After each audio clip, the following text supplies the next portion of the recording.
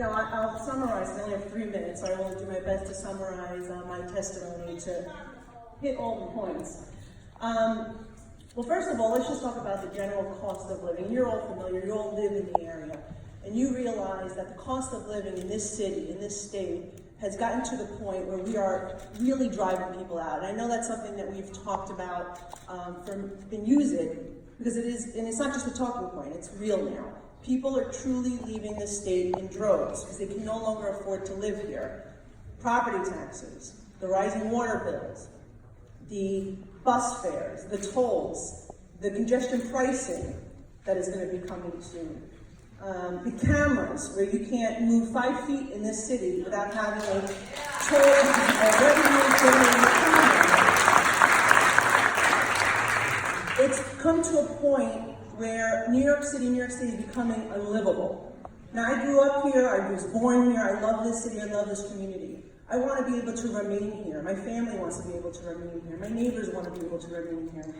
But this seems like a conversation that we're having all the time on Staten Island and across our state. It was the Property Tax Commission, then it was the MTA hearing, now it's the Port Authority hearing.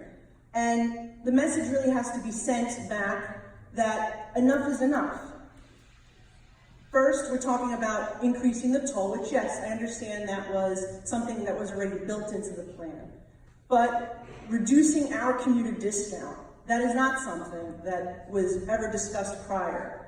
That was something that was worked on in bipartisan fashion in Senator Lanza, Assemblywoman Mike Cusick, with support of the delegation, with support of the community, that fought very hard to get that discount. At that time, there was no transparency, as there isn't any now.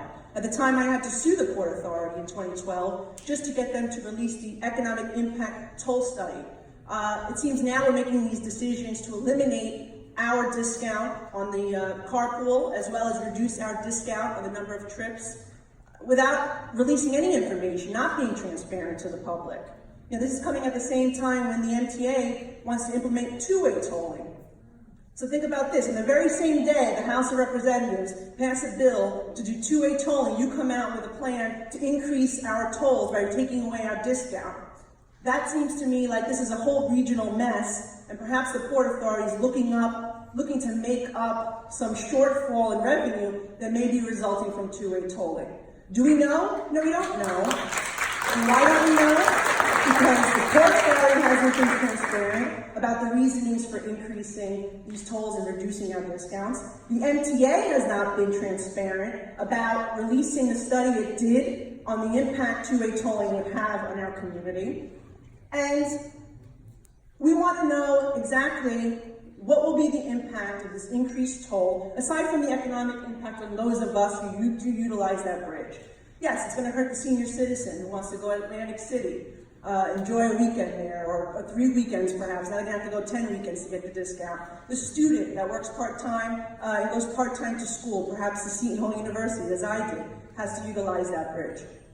This is going to have an impact on everyday Staten Islanders, and that is why I'm here to ask you to please go back to the governors that you report to. Look, my colleagues and I, we're little fish in the sea. We do what we can to fight for this community. I'm battling right now with the MTA on a number of things. I've just been denied a Freedom of Information law request on a number of things. Now, what we want you to do is help us, because we know that the power really truly remains with the two governors that the board reports to. And so they need to look for alternative methods to help provide more transparency, to bring in alternative sources of revenue. I've suggested in the past selling real estate that the Port Authority has, that they're really no business to be the middleman, or that they should be offsetting.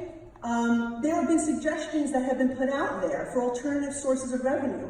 And so I implore you, as we have written to the governor, asking him to step in on this issue, but they need to find alternative sources of revenue. They cannot keep coming back to this community and picking the pockets of my constituents, my family, my neighbors, and the residents that I fight for every single day.